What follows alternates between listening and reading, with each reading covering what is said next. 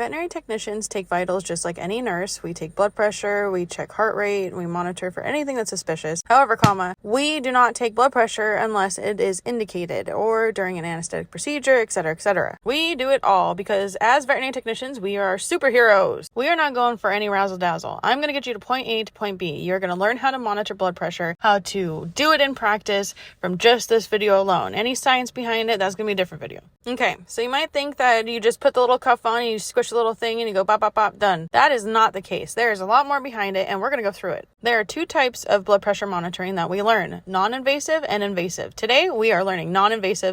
First is how to size it. Now, when we're looking at the limb, we're going to do 40% of the diameter of the foot. So you're going to put it against the foot and you're going to be like, that looks okay. We are going for Goldilocks style. And what that means is we're not going too big or too tight. So you grab that leg and then you put it against it and you can see what the difference is. And now I know the pet's going to be moving, okay? Just make an educated guess on what 40% looks like. I know the animals are going to be moving. I mean, it's not going to be all easy breezy, beautiful cover girl every time you do this. Some animals are going to be moving around like Tasmanian devils, and you got to do the best you can to figure it out. Where to put it? You can put it on the base of a tail. If we are doing a Doppler, and the Doppler has a sphygmophotometer, and we are going to use the cuff on any leg that you deem okay and able. For cephalic or saphenous placement, you're going to go ahead and shave above the first largest paw pad, aka this area right here, right there. I wipe away the excess hair with some alcohol wipes, and also it helps kind of seal the area when you place the gel on. Add your cuff to the distal part of the knee or distal part of the elbow. Below those areas, the cuff's going to go above, okay? And the crystal with the gel goes below that. Now you're going to apply the Doppler head with the crystal in it to the limb, and you're going to listen for what sounds like a heartbeat.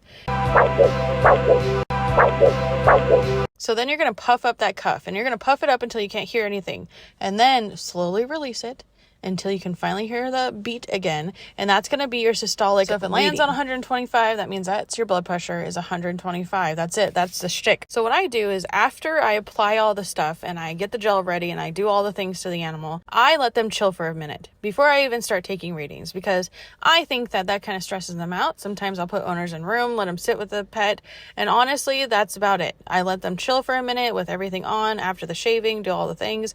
I let them just sit.